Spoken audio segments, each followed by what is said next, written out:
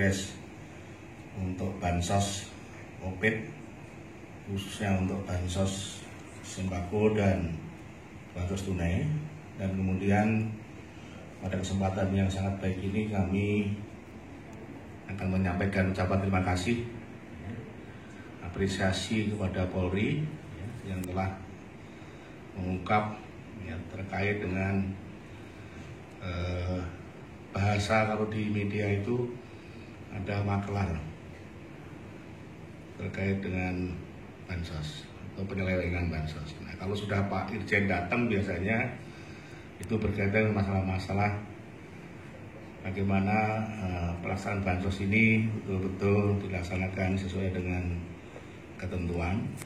Kita telah minta pihak Polri, Kejaksaan, APK, tentu Irjen dan BPKP, sama juga dengan LKPP untuk mendampingi, mengawal pelaksanaan bansos yang dilaksanakan oleh Kementerian Sosial.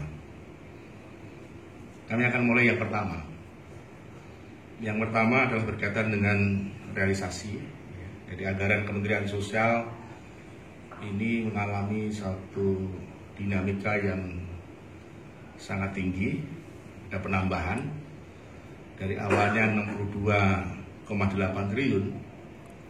Kami telah melakukan refocusing dan realokasi anggaran untuk penanganan COVID Kemudian juga ada penambahan terkait dengan perluasan dan penambahan pesertaan PKH dan bantuan pangan non tunai Kemudian tambahan untuk alokasi bansos sembako dan bansos tunai, dan juga termasuk perpanjangan sampai dengan bulan Desember.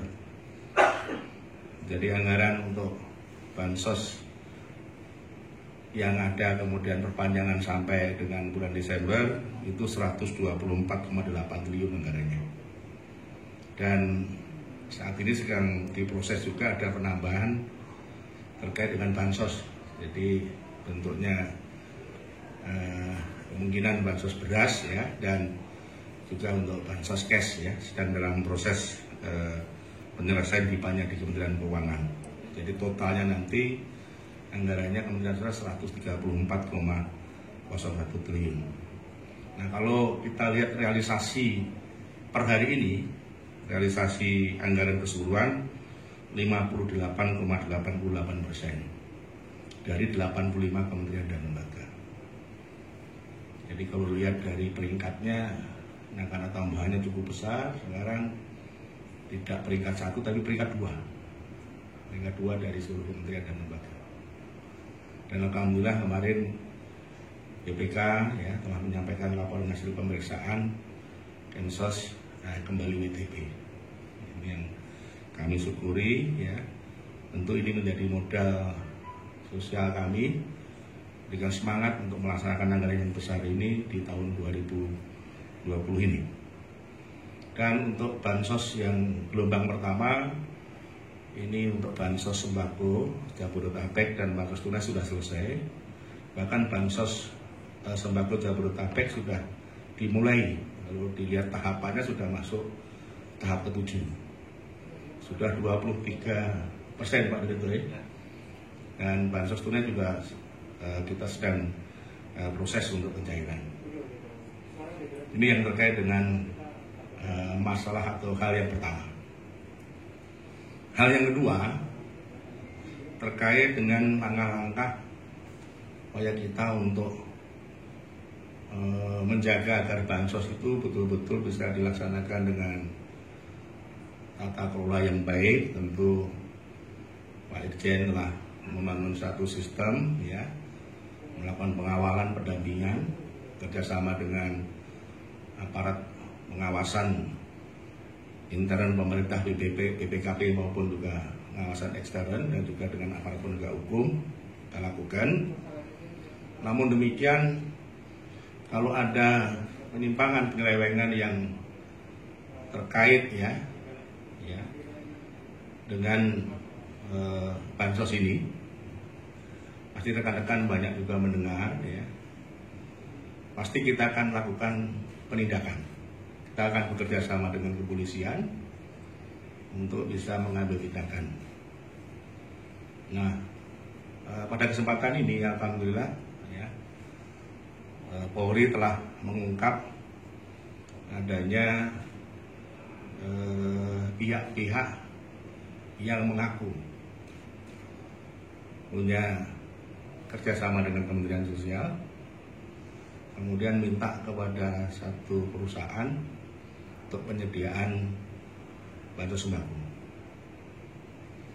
Nah, kemudian ini sudah berproses ya pengadaannya, dia beli barang itu, ditaruh di gudang, kemudian dia menghubungi ke Kementerian Sosial, kebetulan dengan Pak Direktur ya, SKBS, dan ada data dan informasi bahwa orang yang mengaku-ngaku tadi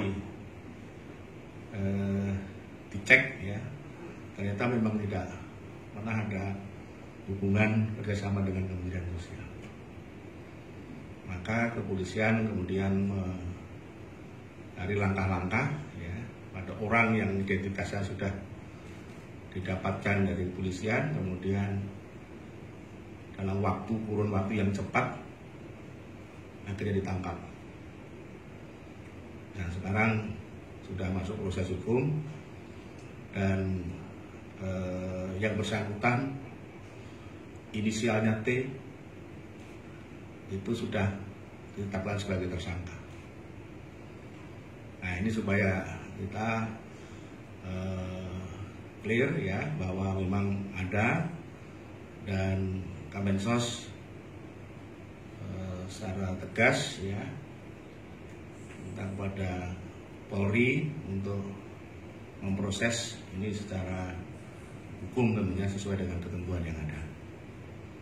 Nah, inilah yang dapat kami sampaikan pada kesempatan ini. Ini sangat penting saya kira, dan inilah arahan dari Bapak Menteri Sosial bahwa dengan anggaran bansos COVID-19 yang besar dialokasikan di Kementerian Sosial, bahwa kita sungguh-sungguh betul-betul melaksanakan program ini dengan transparan, dengan prinsip-prinsip akuntabilitas, dan tidak mentolerir setiap tindakan penyimpangan, penyelewengan yang kemungkinan bisa saja terjadi. Dan kebetulan ini terjadi, dan itu kejadiannya dilaksanakan oleh orang-orang yang mengaku-ngaku telah memiliki kerjasama dengan Kementerian Sosial.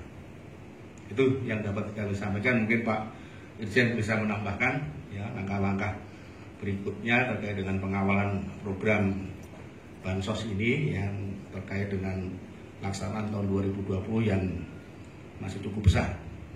Silakan Pak Irjen. Terima kasih sudah nonton. Jangan lupa like, subscribe, dan share ya.